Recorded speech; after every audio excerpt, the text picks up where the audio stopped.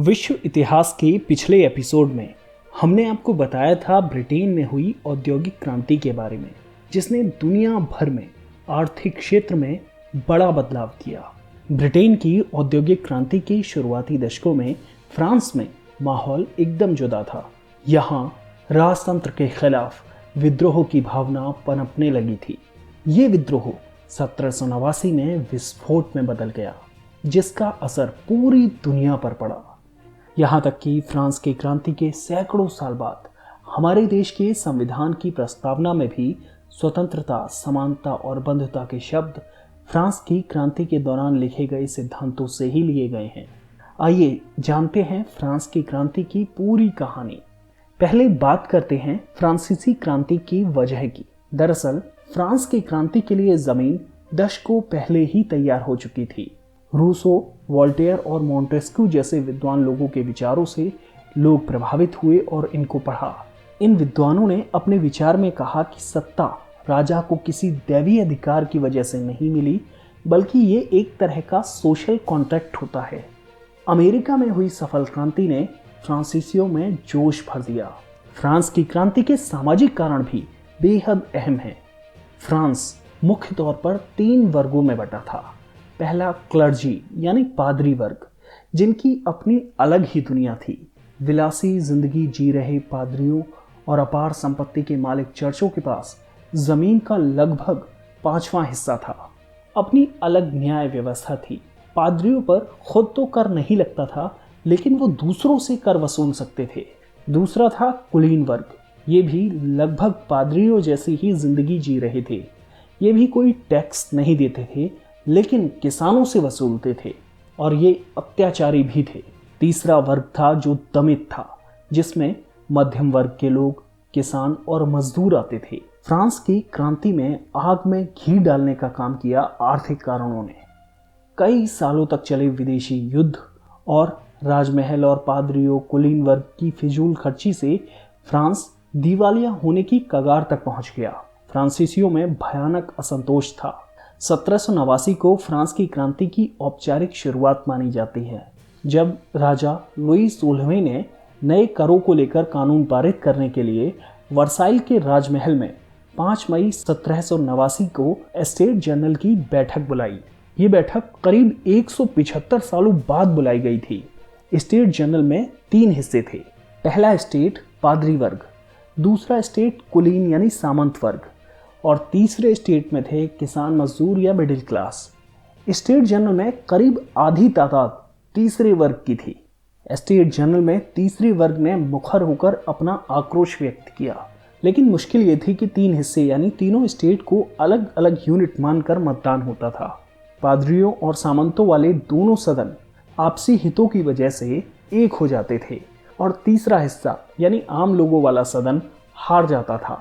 लेकिन इस बार state general में पहली मांग ये उठी कि तीनों सदनों की संयुक्त बैठक हो और फैसला सदस्यों की संख्या के हिसाब से हो। लेकिन जब राजा को ये लगा कि फैसला उसकी मर्जी के मुताबिक नहीं होगा, तो उसने थर्ड एस्टेट पर अंकुश लगाने की कोशिश की। लेकिन बागी हो चुके थर्ड एस्टेट के सदस्यों ने खुद की आज़ादी का ऐलान कर दिया और क्रांति की शुरुआत हुई।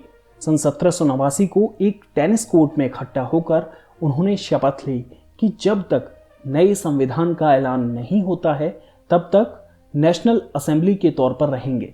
उनके साथ कुछ पादरी और सामंत भी जुड़ गए। इन सब उथल पुथल के बीच लुई 16वें की राजशाही को उखाड़ फेंकने की बात पर जोर नहीं था, बल्कि गुस्सा लूट करने वाले सामंतों के खिलाफ ज्यादा था। क्रांतिकारी निरंकुश राजतंत्र की जगह इंग्लैंड जैसी व्यवस्था चाहते थे, जिसमें राजा की मौजूदगी में संवैधानिक व्यवस्था हो, यानी एब्सोल्यूट मोनार्की से कॉन्स्टिट्यूशनल मोनार्की।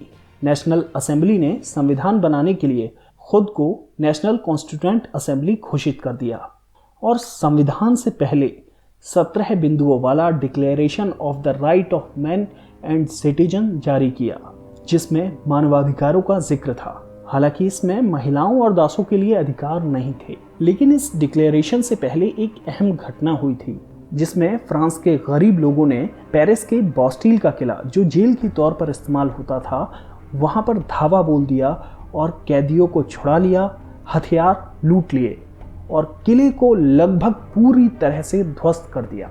और इसी साल अक्टूबर के महीने में महिलाओं ने वर्साइल, जहां राजा रहता था, वहां मार्च किया और राजा को पेरिस आने के लिए मजबूर कर दिया। 1790 की शुरुआत में संविधान लिखा जाना शुरू हुआ, लेकिन इसके साथ ही नेशनल कॉन्स्टिट्यूएंट असेंबली में भी मतभेद शुरू हो गए। कई तरह के सोशल ग्रुप बने, लेकिन दो क्लब बहुत अहम बने। पहला जैकोबिन, जो कि रेडिकल थे और इसमें मुख्य तौर पर गरीब, मजदूर और कारीगर वगैरह थे। इनका नेता था मैक्सिमिलियन रॉबेस्पियर। और दूसरा क्लब था गिरोंडिन, जो कि थोड़े लिबरल थे और ये थर्ड स्टेट के वो लोग थे जो थोड़ा बेहतर स्थिति में थे। 1791 तक राजा की ताकत कम हो चुकी थी और असली सत्ता नेशनल असेंबली के पास ही थी। राजा लुई 16वें ने डरकर भेष बदलकर फ्रांस से ऑस्ट्रिया भागने की कोशिश की, लेकिन सरहद पर वो पकड़ा गया। सितंबर 1791 में फ्रांस का संविधान बना और नेशनल कॉन्स्टिट्यूएंट असेंबली को भंग कर लेजिस्लेटिव असेंबली का गठन हुआ। हालांकि कई सदस्यों के विरोध के बावजूद इसमें हेड ऑफ द स्टेट राजा ही था, लेकिन कई मतभेदों की वजह से साल भर के अंदर ये व्यवस्था ध्वस्त हो गई। राजा की स्थिति ने पूरे यूरोप के राजतंत्रों को हिला दिया। उन्हें लगा कि कहीं उनके यहाँ भी ऐसी स्थिति ना हो जाए। उन्होंने फ्रांस में एक बार फिर राजतंत्र बहाल करने के लिए चेतावनी दी। इससे नाराज होकर फ्रांस ने अप्रैल 1792 में ऑस्ट्रिया और पर्शिया पर हमला कर दिया और इस चल रहे घटनाक्रम से नाराज लोगों ने राजा को हेड ऑफ द स्टेट पद से हटा दिया और उस पर महाभियोग लगाने का फैसला हुआ। इसी के साथ फ्रांस में लेजिस्लेटिव असेंबली को भी भंग कर दिया गया और एक नया संविधान बनाने का फैसला लिया गया। सितंबर 1792 से नेशनल कन्वेंशन का राज शुरू हुआ। फ्रांस नए संविधान के साथ अब गणतंत्र बन गया और इसी के साथ फ्रांस को ऑस्ट्रिया और पर्शिया के साथ युद्ध में जीत मिली। जनवरी 1793 में राजा को गिलोटिन के जरिए मौत के घाट उतार दिया गया और उसके 3 दिन बाद उसकी रानी मैरी एंटोइनेट को भी उसी तरह की सजा दी गई।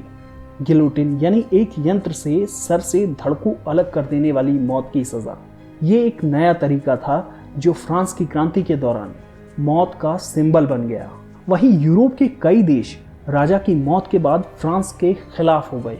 ब्रिटेन, हॉलैंड और स्पेन ने पर्शिया और ऑस्ट्रिया के साथ मिलकर फर्स्ट कॉलिशन बनाया और युद्ध छेड़ दिया। आपात स्थिति से निपटने के लिए कमिटी ऑफ पब्लिक सेफ्टी बनी और असली ताकत इस कमिटी के पास ही पहुंच गई, जिसमें अधिकतर रॉबेस्पियर के नेतृत्व में जैकोबिन्स थे।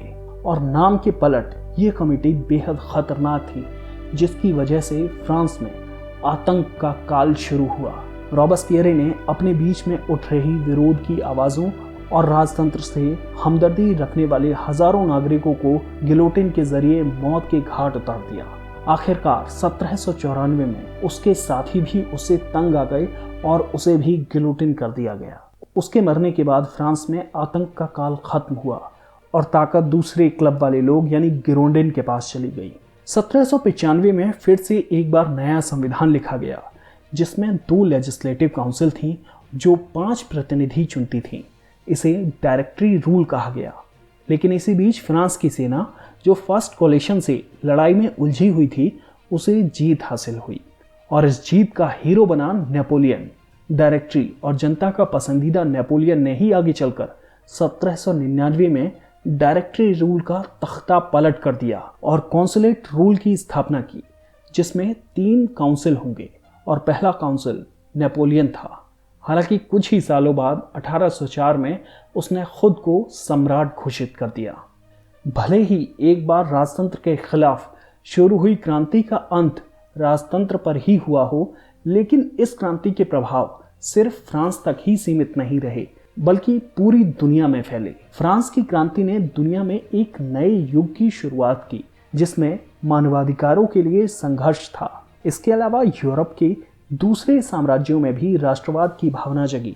फ्रांस की क्रांति ने विशेषाधिकारों और दैवीय अधिकारों के सिद्धांत पर गहरी चोट की और कई कुप्रथाओं का अंत हुआ और साथ ही दुनिया भर में लेखन और विचार अभिव्यक्ति की स्वतंत्रता पर जोर दिया गया।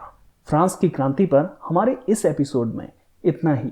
इतिहास की प्रमुख घटनाएं, सिंधु सभ्यता से लेकर आधुनिक भारत का इतिहास और भारतीय राजनीति और समसामयिक विषय देखने के लिए हमारा चैनल सब्सक्राइब कर बेल आइकन पर क्लिक जरूर करें।